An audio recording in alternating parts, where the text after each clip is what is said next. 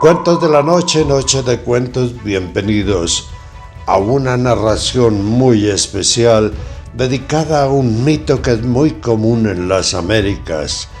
Diferentes personajes, diferentes escenarios. Y en este caso, nuestro escenario será el Camino Real, que unía al puerto de Honda con Bogotá, pero eso lo veremos dentro de esta narración. Esto se grabó hace ya muchos meses y ahora yo dejo esta oficina y nos vamos al Camino Real para conocer una historia extraña, una historia que se perdió en el tiempo, el cuento del cura sin cabeza.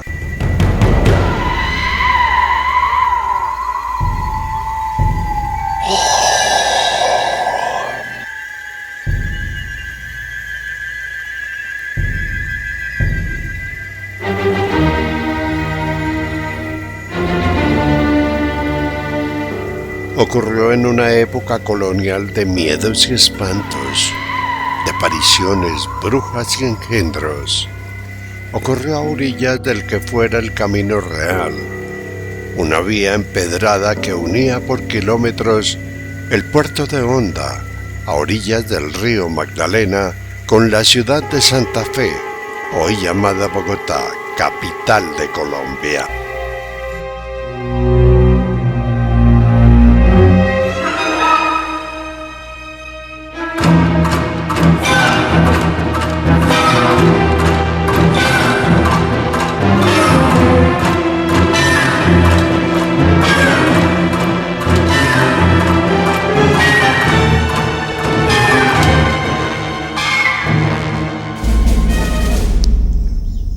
Historias, cuentos del gran Camino Real.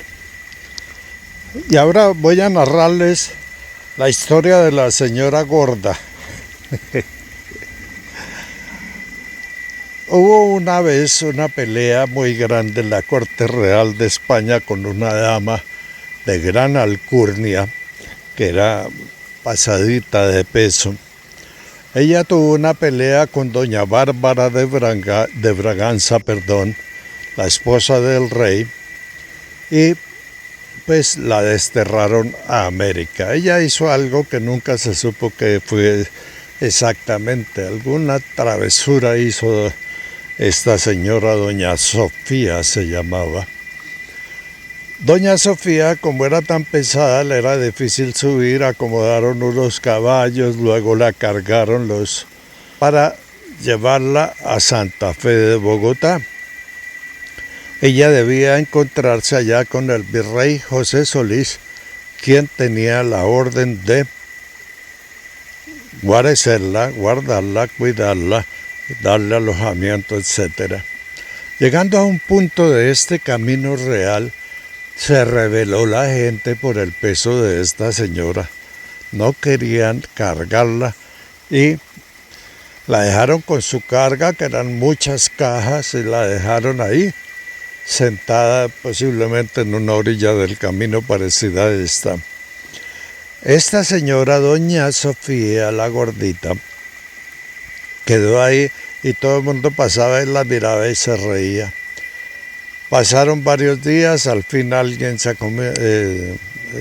estuvo con ella, la acompañó y pues le daban alimento y todo, pero ya sola y abandonada. Era una época en que llovía mucho, no es como el clima de hoy. Entonces decidió establecerse en una finca cercana, la compró y estableció una vivienda de paso, que eran casas señoriales de madera muy grandes, donde alojaban a los caminantes que iban para Santa Fe de Bogotá. Recuerdos de lo que fue la antigua Posada del Cuartillo. No era así antes, tenía techo de teja de barro, estaba más que todo hecha en bareque, y las columnas de madera ya eran mucho más grandes de lo que estamos viendo hoy. La señora doña Sofía, la señora gordita, viendo que el clima era muy bueno, muy agradable y viendo que era un lugar de paso por donde transitaba toda la gente que iba por el Camino Real, decidió establecerse en este sector, compró el terreno y dicen, es puro cuento, mito, leyenda, que lo compró por un cuartillo. Compró la tierra por un cuartillo y comenzó la construcción de la casa y se volvió muy famosa con los siglos. La historia termina en que el virrey José Solís, que ya había recibido la carta recomendando a doña Sofía, la carta del rey Fernando VI, decidió que bajara a buscarla porque doña Sofía nunca llegó a Santa Fe de Bogotá.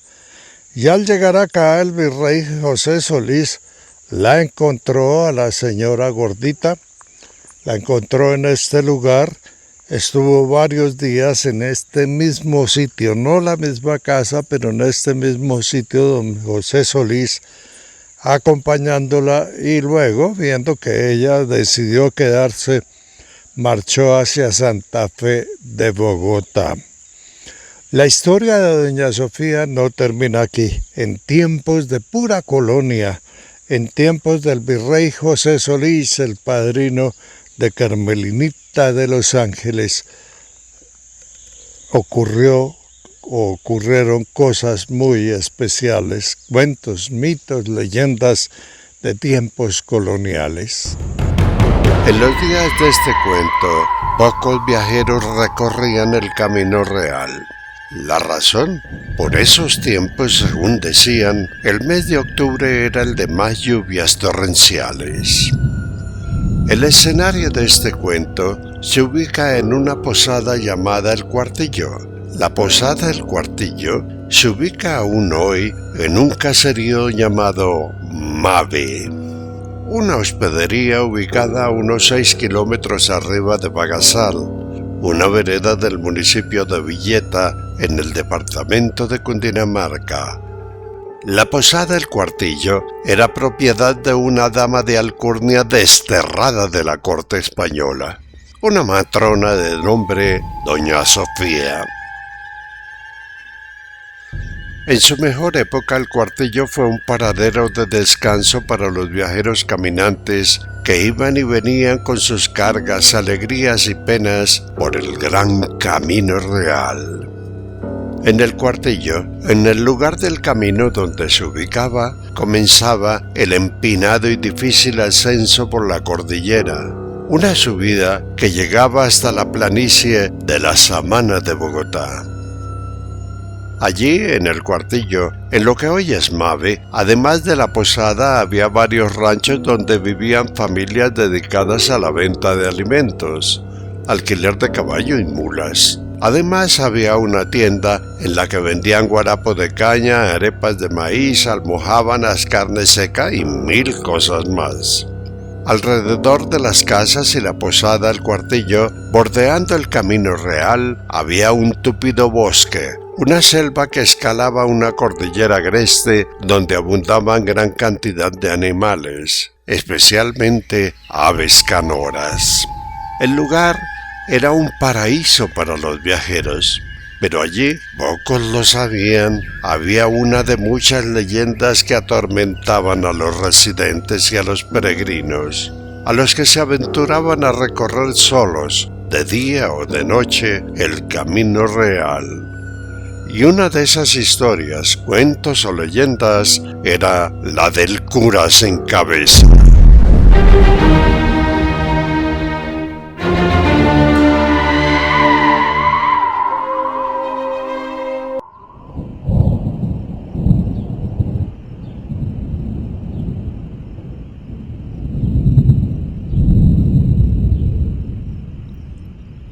Todo comenzó en un amanecer lluvioso de septiembre de 1754 o 1756, en el virreinato de don José Solís, y el reinado general de don Fernando VI de España. En esos tiempos coloniales, y por causa de atracos o asaltos, los viajeros procuraban marchar en grupos, unos a caballo, otros caminando o por lo menos sentados y cargados por los silleteros. Hombres de gran fortaleza que llevaban a las personas en una silla ubicada en la espalda. Ese era su negocio, y según contaban, a pesar de su apariencia humilde, ganaban buen dinero, pues el viaje hasta la capital, cargando un prójimo, era caro, muy caro.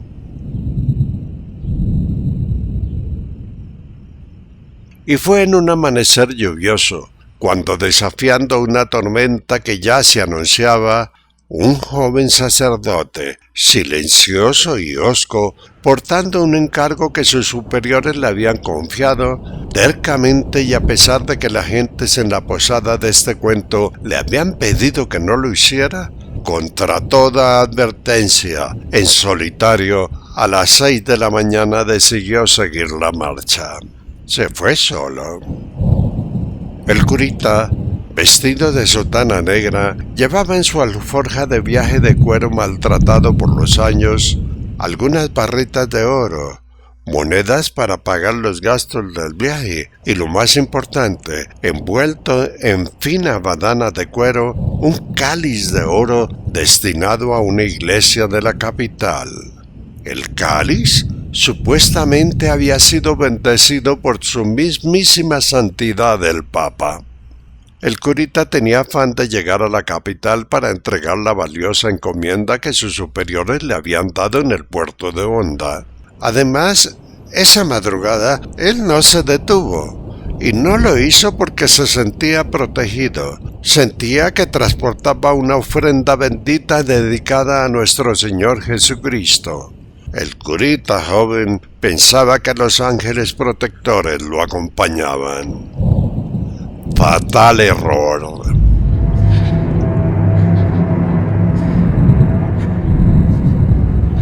Casi medio kilómetro adelante de la posada de este cuento, en una cuesta muy empinada y agotadora que llevaba a la cumbre de la cordillera, mientras el curita fatigado hacía un alto para descansar, 3 hombres malacarosos, armados con machetes sarracenos, le salieron al encuentro.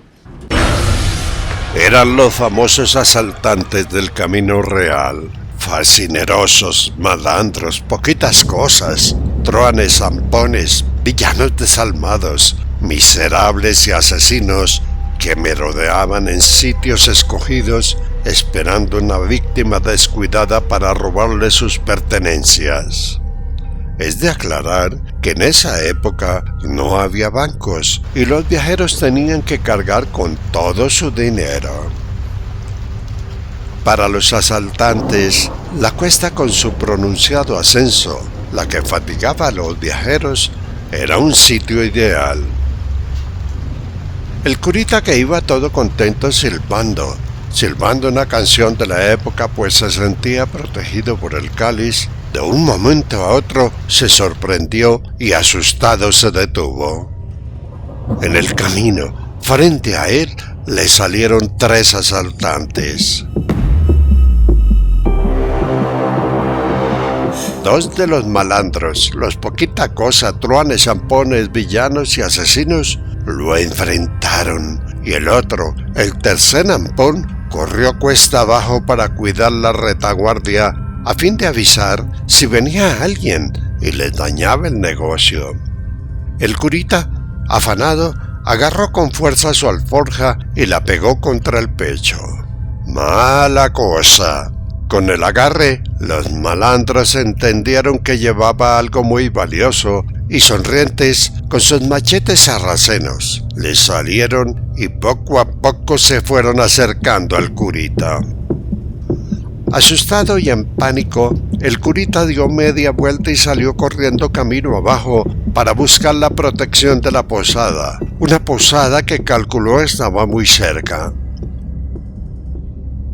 Entonces, viéndose perdido, y para proteger su valiosa y sagrada carga, lanzó la alforja con el cáliz hacia el otro lado del camino, un lado de vegetación tupida, pero mala suerte. La fuerza del envión no fue suficiente. La alforja fue y cayó a la orilla del camino. Los dos malditos que lo perseguían vieron el movimiento y trataron de parar para ir por la alforja, pero fue tarde. El malandro, que había bajado a vigilar que no viniera nadie, enfrentó al sacerdote que huía y velozmente, con su machete sarraceno de hoja ancha en forma de media luna, sin dudarlo, lanzó la afilada hoja de metal y limpiamente le cortó la cabeza al curita.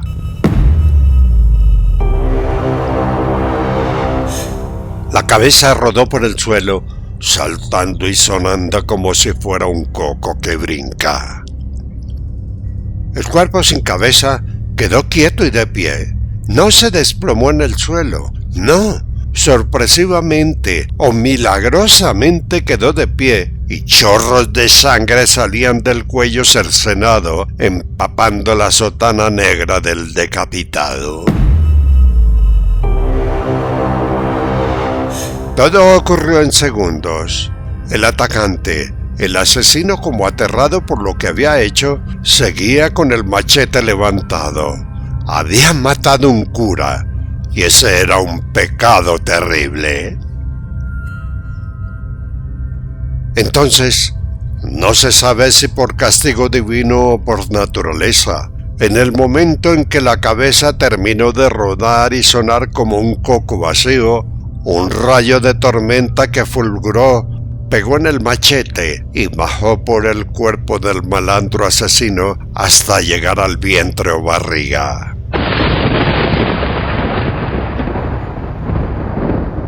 El rayo lo penetró y antes de tocar el suelo le explotó en el abdomen.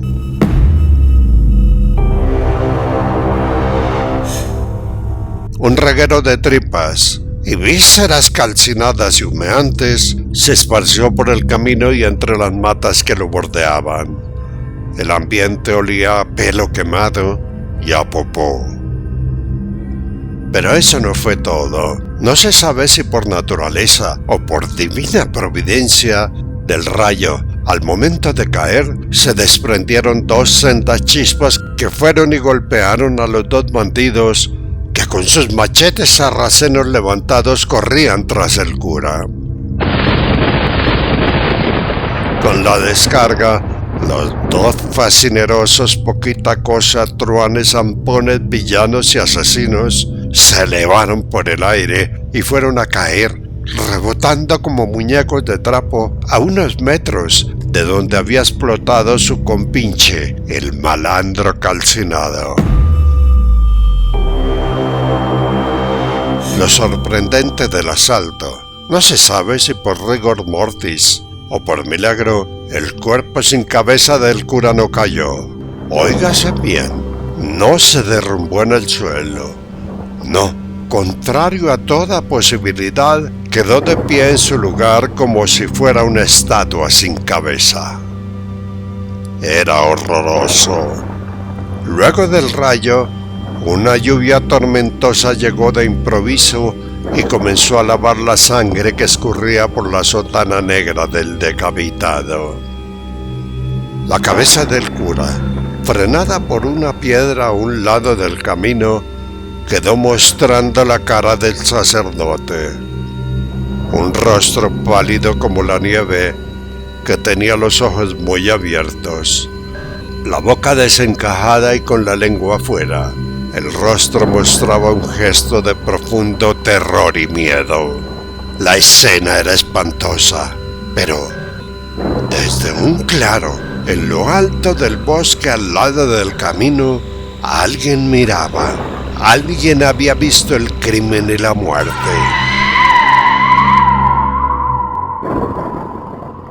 En la posada, un rato después, la tormenta lluviosa cesó. La lluvia dio paso a una suave llovizna y las nubes comenzaron a retirarse, dando cabida al sol matutino. Los viajeros del Camino Real, en grupos, se alistaron para salir. Estaban aún aturdidos por el trueno estremecedor de un rayo que había caído muy cerca a la posada. Mientras tanto, mientras ellos se alistaban, en el lugar de los hechos, el cuerpo sin cabeza del cura seguía de pie, la cabeza en el suelo. A un lado del cura sin cabeza estaba quemado como el carbón un cuerpo sin tripas, el cuerpo del asesino, y detrás del cadáver erguido del cura, 2 hombres yacían botados en el suelo como muertos. La gente comenzó a salir de la posada. El primero en llegar al lugar del crimen fue un silletero que cargaba en su espalda a un flacucho comerciante español que iba para Santa Fe de Bogotá. No hay nada más terrorífico que ver un cuerpo humano sin cabeza, un cuerpo de pie y no caído como es lo natural. El silletero, con su carga, miraba al piso. Miraba para no tropezar con ninguna piedra, y entonces de un momento a otro vio un poco de tripas quemadas en el suelo. Extrañado, levantó la mirada y al enfocar vio de frente el cadáver descabezado del cura. En pánico supremo, el pobre silletero gritó de terror y zafándose el arnés que sostenía la silla con el español sentado, sin pensarlo 2 veces lo botó al suelo. El español cayó con duro golpe sobre el empedrado del camino, mientras que el silletero de regreso a la posada corría dando alaridos.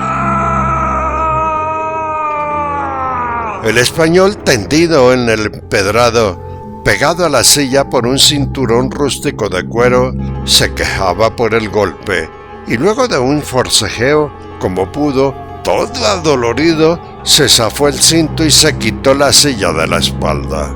Luego, tambaleante, se paró. Ya de pie, el sombrero de paja con que se protegía del sol y de la lluvia, todo caído, le tapaba la cara, y dando unos pasos como atontado, con una mano se levantó el sombrero para ver qué pasaba. Entonces, se encontró de frente con el cuerpo erguido del cura sin cabeza. Un alarido de terror resonó en la montaña. Al momento, todo erizado, con los ojos abiertos por el miedo instantáneo que le produjo el cura sin cabeza, ya a punto de desmayarse, tambaleando, pegó carrera hacia la posada.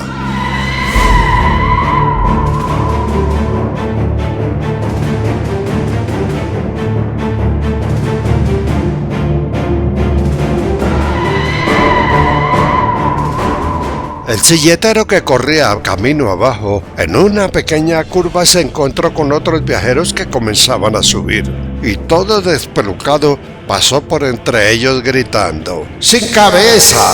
¡Sin cabeza! ¡Sin cabeza! ¡Mataron al cura! ¡Mataron al cura!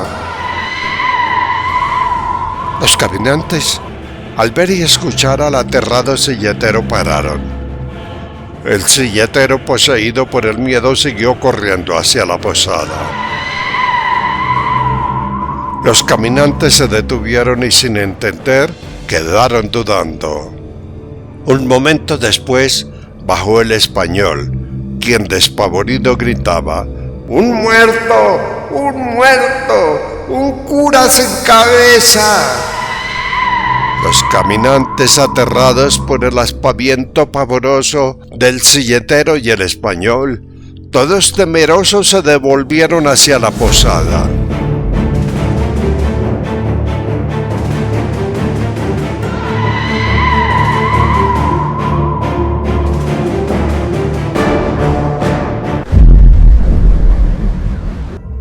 En la posada todo era batahola. Silletero y español fueron atendidos, y para que el miedo les pasara, les dieron abundantes tragos de guarapo de caña fuerte.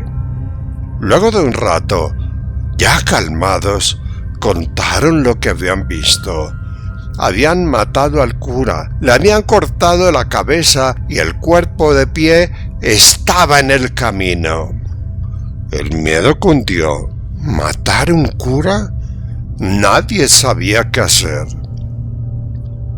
Entonces, el grandote, corpulento y fornido Calixto, un afroliberado que trabajaba para doña Sofía, la dueña de la estancia, intrigado y sin mediar palabra, mientras los viajantes lo observaban aterrados, arrancó camino arriba para ver qué era lo terrible que el español y silletero estaban contando. En la posada, recordando las historias de los asaltantes del Camino Real, todos quedaron esperando.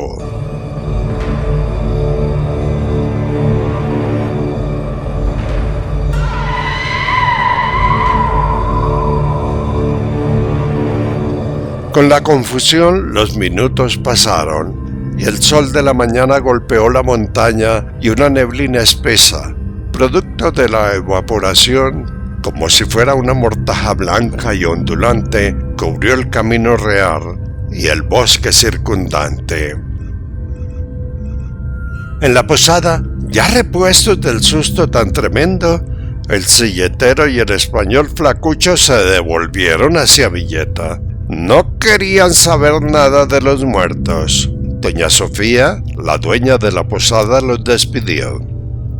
Un rato después de todo esto, un alarido africano de terror resonó en la montaña y el eco bajó por el Camino Real. Todos en la posada quedaron suspendidos, sorprendidos ante lo espeluznante del grito de Calixto el africano. Un minuto después, Calixto bajó corriendo e ingresó a la posada diciendo muy serio con voz temblorosa: Me miró, Dios mío, me miró. Guarapo de caña fuerte se sirvió en una totuma y Calixto seguía diciendo: Me miró.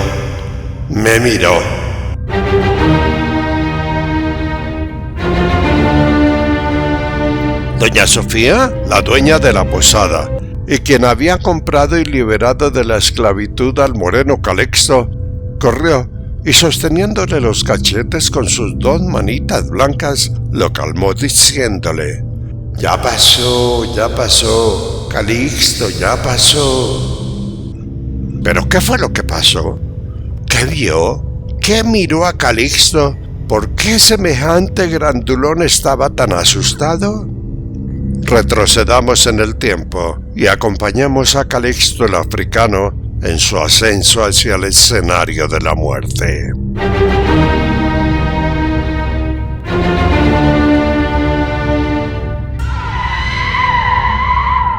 Calixto el africano, confiando en su gran fortaleza física y mental, fortaleza dada por años de esclavitud, dando grandes zancadas comenzó el ascenso.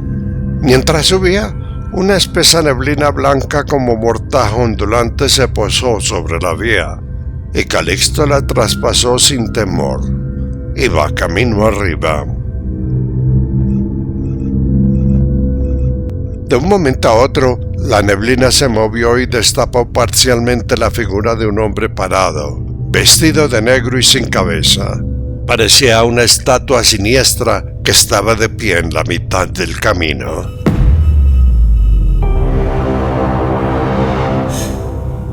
Calixto, conmocionado ante la imagen, sintió miedo y aminoró la marcha.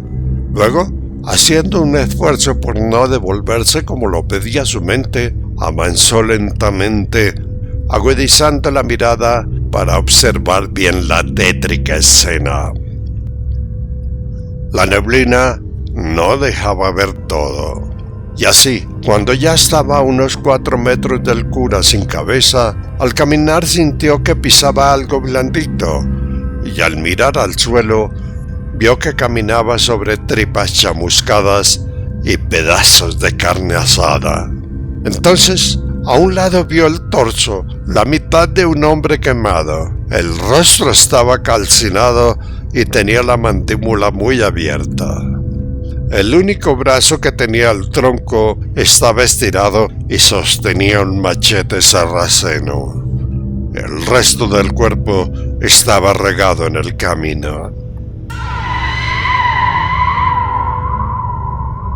En ese momento, mirando hacia abajo, un olor a carne quemada y popó invadió sus fosas nasales. Huyendo del olor, Calixto levantó la cabeza y en ese momento la neblina espesa se disolvió y un rayo de sol iluminó plenamente el aterrador cuerpo del cura sin cabeza, aún de pie sobre el empedrado. La sangre roja y oscura manchaba la sotana. Calixto sintió un sudor frío que le recorrió la espalda. Quiso huir, pero se contuvo. Entonces, tomando aire, miró bien el cuerpo. Y al hacerlo, detrás del cura sin cabeza vio dos cuerpos botados en el suelo. Aguantando el susto, Calixto rodeó al cura sin cabeza y fue hacia los cuerpos en el piso. En su avance, observó dos sendos machetes sarracenos caídos en el piso. Los tipos estaban muertos. Luego, temblando un poco, siguió con su observación. Los dos cadáveres boca arriba tenían sus cabezas, brazos y rostros quemados. La ropa estaba chamuscada y olían a pelo quemado. Entonces Calixto, sin mucho esfuerzo, dedujo que eran asaltantes del Camino Real. Asaltantes que habían matado al cura y un rayo los mató a ellos. Calixto, ya un poco más calmado, miró la escena y entonces, unos metros abajo del cuerpo del cura, aún parado, a un lado del camino, vio la cabeza trancada por una piedra y con el rostro expuesto. Calixto nuevamente sintió que el temor, que el susto lo invadía. Aún así, se acercó a la cabeza que tenía los ojos muy abiertos, la boca entreabierta y la lengua afuera. Se veía espantosa. Cuando estuvo cerca de ella, se acurrucó para ver bien el rostro, la cara del desdichado sacerdote asesinado. Y allí, mientras lo miraba, ¡oh sorpresa terrorífica! De un momento a otro los ojos de la cabeza, los que miraban hacia adelante hacia un punto indefinido, giraron. Sí, giraron. Los ojos de la cabeza del decapitado se movieron y aterradoramente miraron. Fijaron la mirada en Calixto.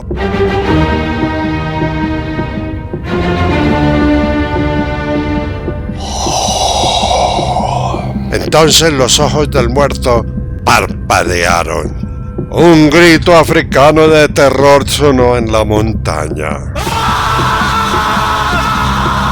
Eso fue lo que pasó.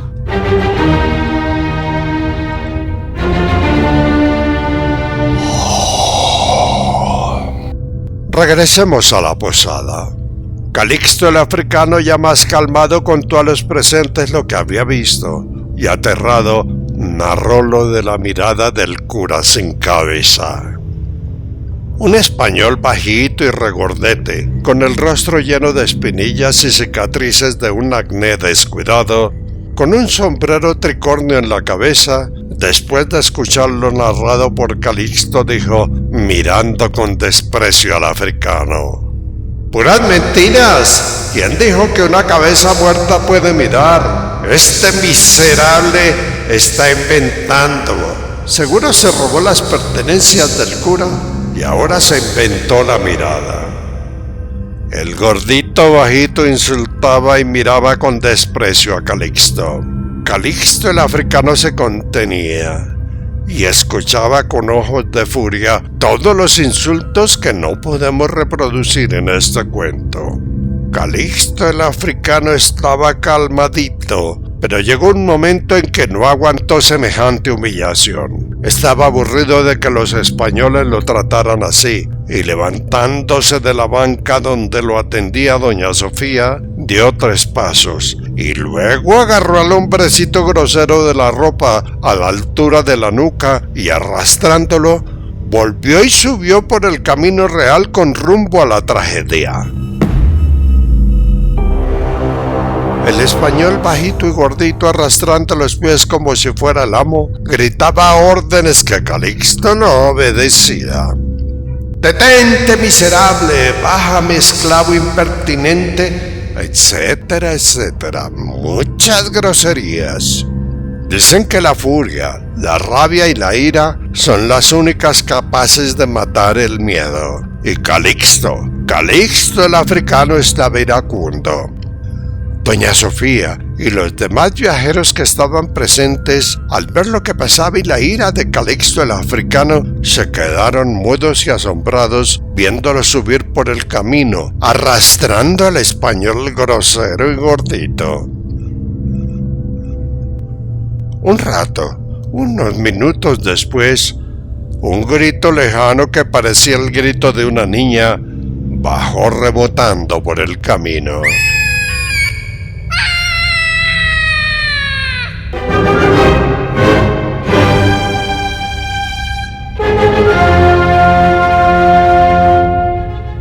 El cura sin cabeza, una historia larga, continuará. ¿En qué terminará? ¿Qué pasará con el cáliz? ¿Qué ocurrirá la primera noche de zozobra en el camino real?